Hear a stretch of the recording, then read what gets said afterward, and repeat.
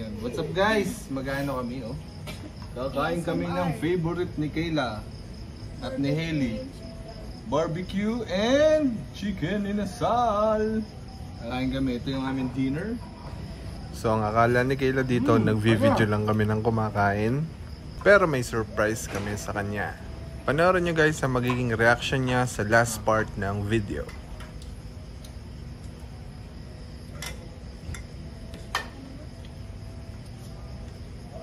Tutulungan ng mami mo. Yan. Yan na po. May extra po kami dito.